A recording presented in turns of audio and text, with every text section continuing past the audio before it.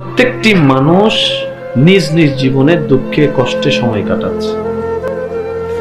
আপনার কষ্টের কথা যেরকম আপনি অন্যজনকে জানান না, তার সামনে ভালো থাকার অভিনয় করেন, আপনি যাকে হ্যাপি আছে মনে করছেন, সুখে আছে মনে করছেন, সেও ঠিক একই কাজটা করছে। আপনার দৃষ্টিতে যে সুখী, তার দৃষ্টিতে আবার আপনি সুখী। যার যার জায়গায় সবাই কষ্টে আছে। মনে রাখবেন, জীবন যুদ্ধের ময়দান। প্রত্যেকটি মানুষ হচ্ছে সেই যুদ্ধের ময়দানের এক একজন নির্ভীক সৈনিক।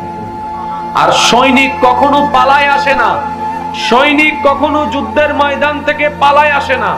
যতক্ষণ প্রাণ থাকবে সে লড়ে যাওয়ার চেষ্টা করেই যাবে। আজকে থেকে 4-5 বছর আগেও আমাদের জীবনে কষ্ট দুঃখ ছিল কি ছিল না? টেনশন ছিল কি ছিল না?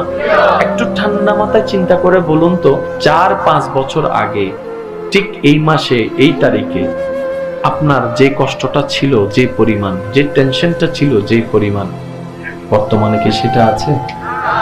বর্তমানে কি সেটা আছে? মনে রাখবেন, পানির স্রোত প্রবাহমান, জীবন প্রবাহমান। কোনো কষ্ট স্থায়ী নয়। সময়কে সময় দিন, সময়ও আপনাকে উত্তম সময় এনে দিবে।